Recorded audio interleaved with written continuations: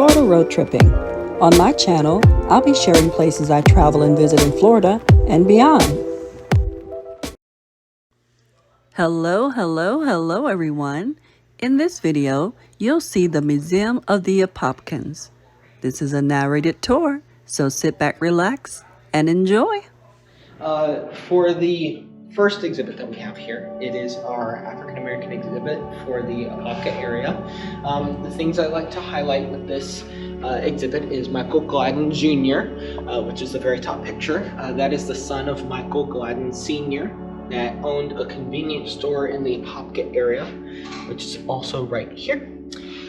Michael Gladden Sr. opened the store in the 1910s all the way to 1924. Sadly, in 1924, he was murdered. We actually don't know why he was murdered. We think it was a lover's quarrel, but even that we are not sure. In which Michael Gladden Jr. came back from college to run the store from 1924 to the 1970s. Another one that we like to highlight here is Minnie Mae Robinson here.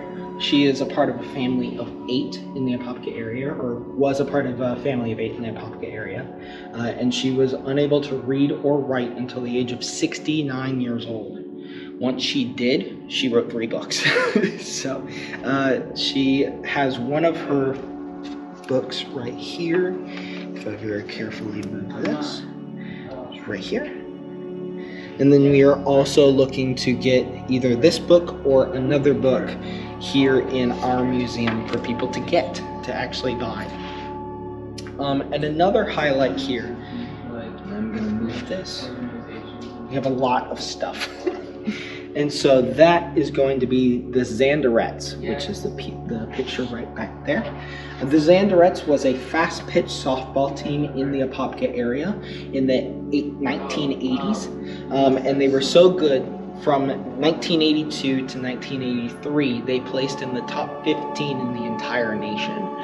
While I think their highest position was in 82, which I believe was 5th. So it's top 5 in 1 year, which is pretty incredible. Going back to Gladden's, we actually have some of the stuff that was sold at the store, which is right here. And then also at the bottom right corner, we have the ledger that spans both junior and senior.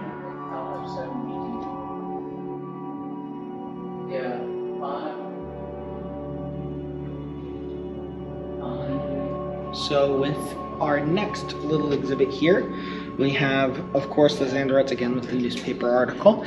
But this is our sports section when it comes to the Apopka area. That also includes the Little League World Series as well, for those that don't know. A Little League team from the Apopka area made it all the way to the Little League World Series final, in which they lost to Japan 2-1, sadly. But they were the best team in the United States, and it actually showcases it here with the Best in the U.S. Newspaper article.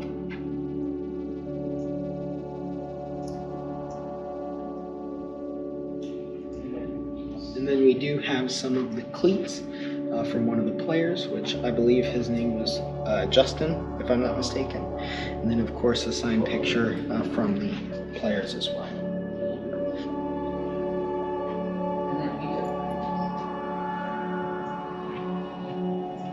Moving to the school exhibits that we have, or the school exhibit that we have here.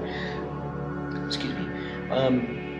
These primarily highlight the 2 schools in the Apopka area. The big one is Apopka High School, obviously, and then we also have Phyllis Wheatley, which was predominantly named after a poet during the early 1700s, early to mid 1700s. And with Miss Phyllis Wheatley, she does not have any direct tie to the Apopka area, just by namesake. She was given the title for the high school here. She was a slave during the American Revolution time frame. She was taken from what is now considered present-day Ghana at 7 years old, and the ship log actually says she was so skinny that she would most likely not even make the trip, but she did, in which Miss Wheatley ended up obtaining her, and they ended up treating her like a third child. They educated her, took care of her, and at 15, 16 years old, roughly, she started writing poetry. When she went to go publish that poetry, obviously in the United States back then, it isn't as popular as it would be today, so they said no. They then picked up everything and moved to London, England, where she published her work there. Ironically, it gained worldwide recognition, came back to the United States and got popular, so a little bit backwards there. But as well as some of the highlight things that I always point out is we have note cards, or basically grades having to do with the 1924 through 1945 time frame. So if you were doing bad and or good on grades, you were getting those. As well as graduation note cards from the 1910s. I just got told I was graduated, so it wasn't as fancy as that was.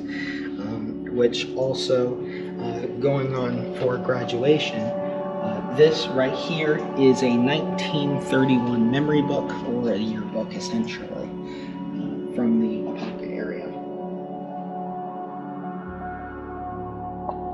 And so also another key point that I did not mention, but for Apopka High School, the two pictures right here on this left side and the right side, both are of City Hall, which is actually just across the street. So that used to be the old Apopka High School for the Apopka area, and until they ended up moving to their current location, which is where it's at now.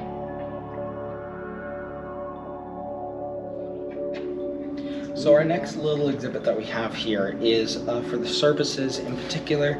So any armed forces, as well as fire department and police department.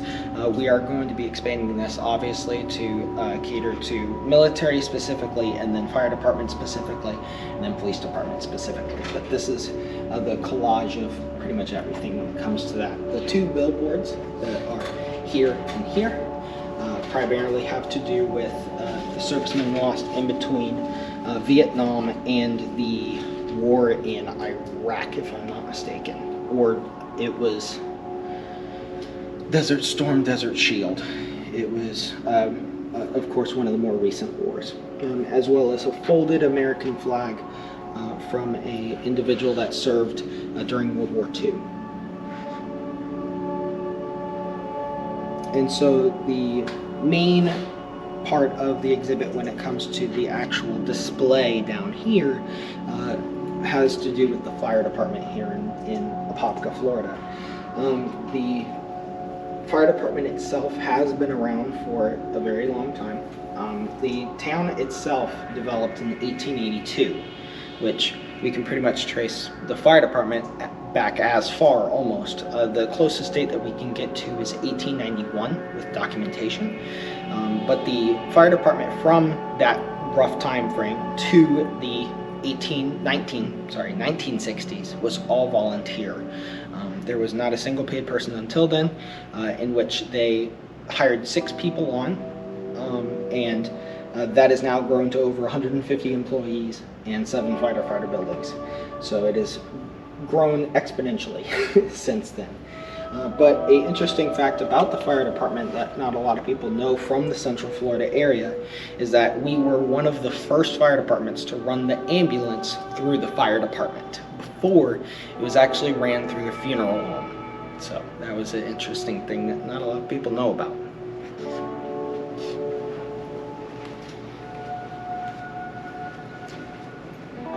When it comes to this display, this is kind of our memorial slash military extended on from the services here. This is generally our rotation exhibit. We just have not been able to put up the latest one when it comes to exhibits. But we have everything from military jackets to hats, as well as the member that was over on the previous display, his folded American flag. This is his documentation and pretty much anything having to do with both personal and military issued documentation. So.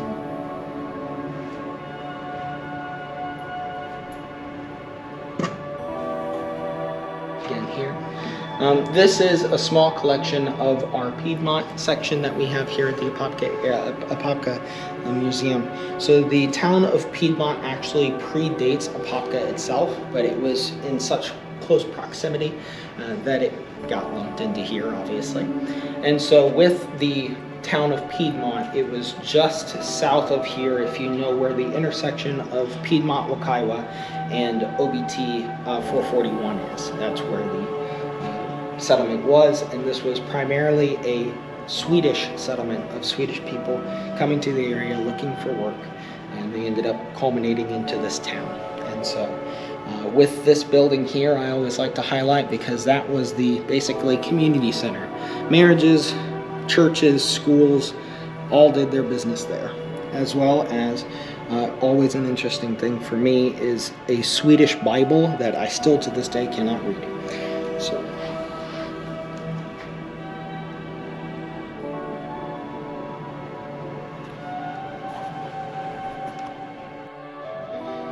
date of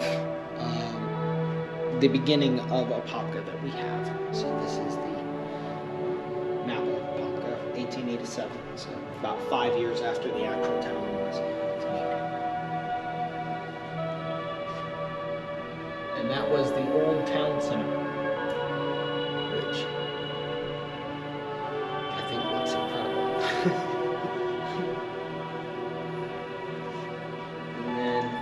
You also wanted to record as well, this house right here on 1st Street, which is Main Street, which is 2 roads down from here, used to be where the Masonic Lodge sat, and it was actually one of the first buildings, if not the first building, here in Apopka, and that was how the town actually gained its people culminating here and creating the town.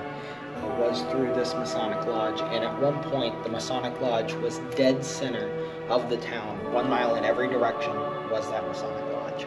So that was how the town got its start. To do with the influential people of the Apopka area. Of course, you have Clara Davis Warren, which helped set up the food bank in Orlando, the first food bank in Orlando. As well as Dr. Kelly when it comes to the park that's in the area, Dr. Kelly Park. But the one that I always like to stop to, which is of course at the end, is Mr. Thomas McBride.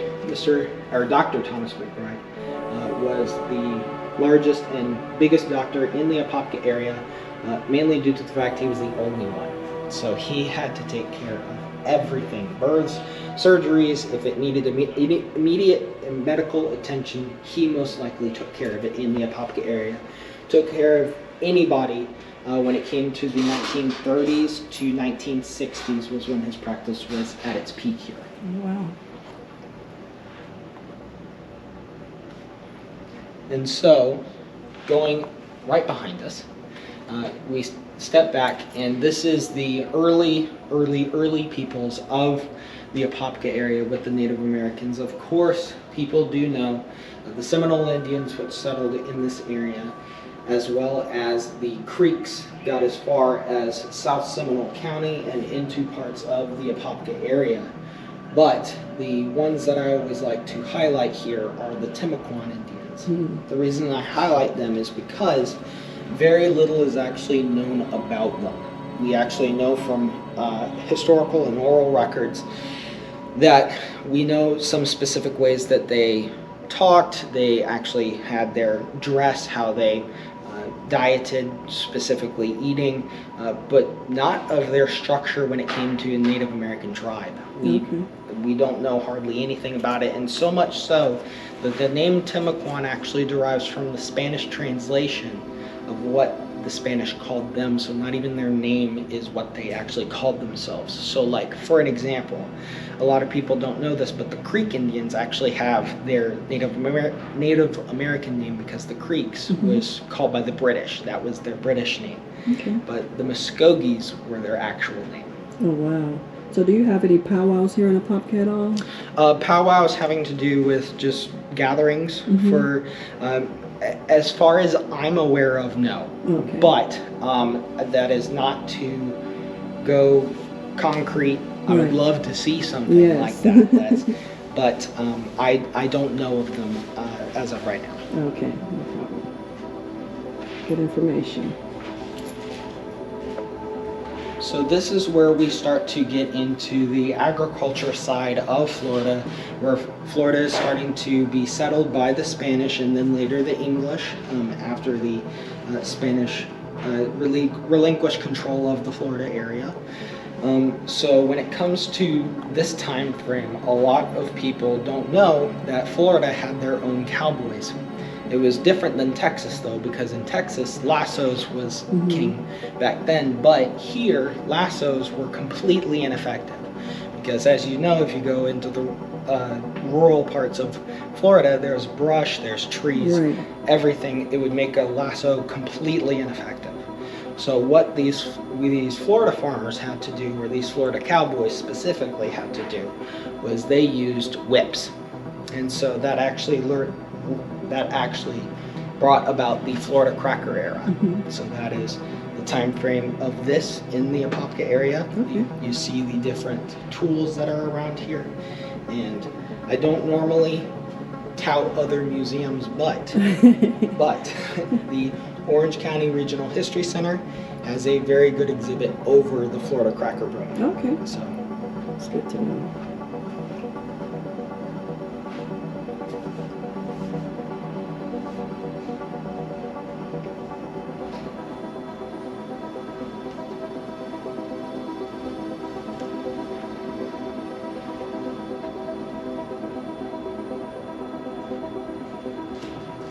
I used to ride horses when I was younger. I haven't done that in years. me too.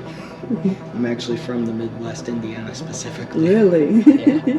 So I loved it. So when it comes to Florida specifically, what does everybody think of? Oranges. Yes. That is what we are known for. Yes. But something of the Apopka area a lot of people don't know is that we had a different citrus boom than the Miami area. The Miami area had the 1960s boom when it came to the citrus industry, but ours was much, much earlier. Actually, the late 1800s was when our citrus boom was. We did contribute to that 1960s boom, but not nearly as much as when it was in the late 1800s. The late 1800s citrus boom actually accounted for 60% of the world's oranges came from this area. And it was primarily destroyed during two great freezes. The first one was in 1894. The second one was in February of 1895, that same winter. The winter was so bad that in a 24-hour time frame, it dropped 50 degrees, 50 degrees. The Orange County region itself reported 95% of the orange groves were killed during that freeze.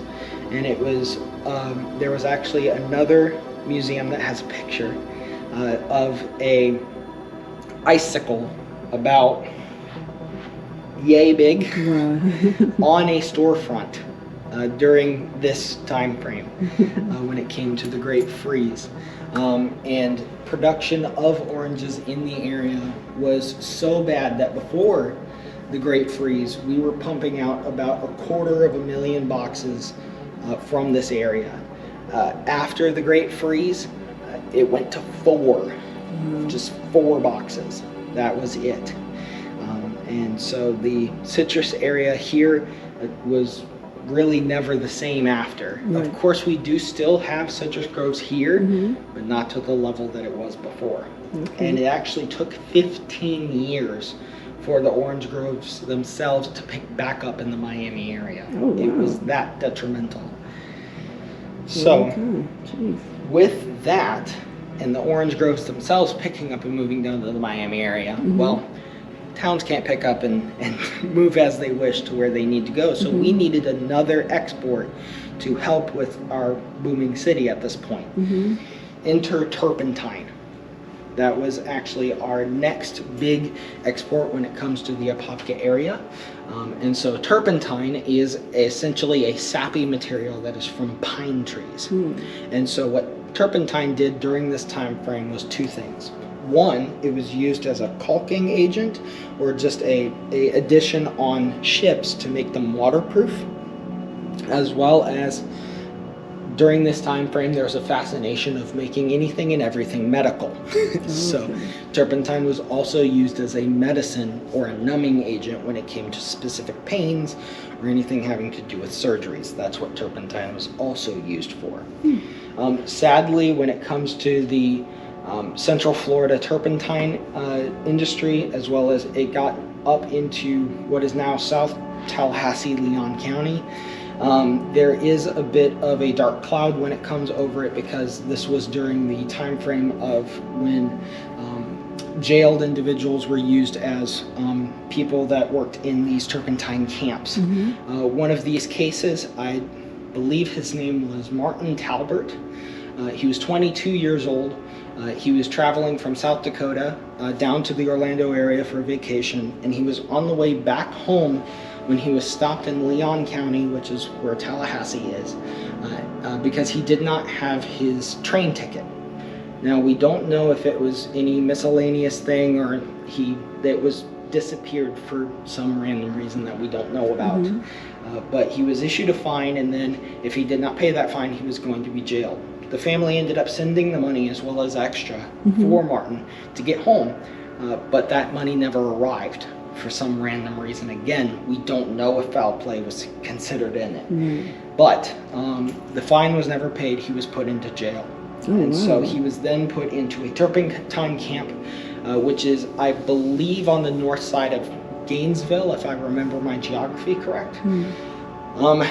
3 months after he was jailed and put into this turpentine camp, he was found dead. So he unfortunately died of a flu, which was exacerbated due to the fact of he had received 50 lashes 4 days before. So it just revealed the horrible working conditions of these turpentine camps. And after this and other cases were brought to light to the Florida area, legislation was passed that pretty much prohibited the use of people in jail, it was essentially jail work at this time, from being used ever in Florida, and that actually led to the decline of turpentine, the turpentine industry itself. So that's interesting. And so from here, we actually go to a more urbanization when it comes to Apopka. With Orlando being so close, it kind of helped with that. But during the original creation of Orange County, which was actually back in the 1850s, the Lodge was one of the candidates as the county seat. But it was going against another big town, which was, if I'm not mistaken, just outside Fort Christmas, which is where Christmas is right now. And then also a town called Jernigan. In Florida? Oh, wow, okay. And so Jernigan actually ended up winning the county seat, but a lot of people don't know Jernigan because it was renamed Orlando later. So learn something new. Yes, and so Apopka has a little bit of bad blood with Orlando after that. So, because during that time frame, we were actually pulling in a lot of people when it came to tourism and marketing with this area, because before the 1850s, this was all one county, spreading all the way as north as, I believe, Daytona, I think, what's the name of that? Ormond Beach area, and it went as far south as, I believe, North Melbourne. So this area, and it went all the way over to this side, and it was Mosquito County. So that was the name of the county. Mosquito County. Mosquito County. It was a very large county, but in that 1850s time frame, they split it all up into what the counties are today, mainly. So does Mosquito County, does that county still exist? Not anymore. It's renamed as well? It was renamed. Because just for tourism purposes, not a lot of people will want to go to Mosquito County to visit. But yes, it was renamed to all the different counties. You have Seminole, which was a part of it. I think portions of Lake County were included. Orange County. Brevard County, which is where the Daytona Beach area is, and then I forgot the one that was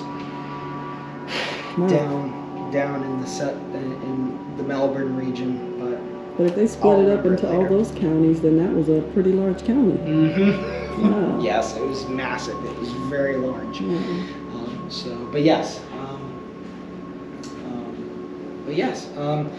When it comes, as I stated before, this is more the urbanization of the area, and as I said before, with the glass case on the other side of this wall, this is the remainder of the Piedmont Collection that we have here. Okay. So the Piedmont Collection here, again with the whole Swedish people living here, with the work that was in the area. This was primarily with theirs, as well as the trunk, which is just behind you as well. Oh, sorry. And I always like to point it out because America is spelled different. Oh, it sure is. We have many different sewing machines. We have 4 just in this area alone. We have 2 single-hand cranks, as well as the table just right there. And then we have a better conditioned table sewing machine right here.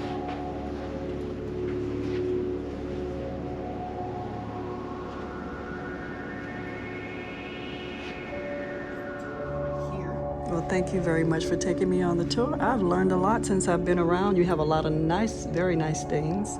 So again, it was great, and I thank you. Thank you. You did a great job. Thank you. Thanks for watching. Don't forget to like, share, and subscribe.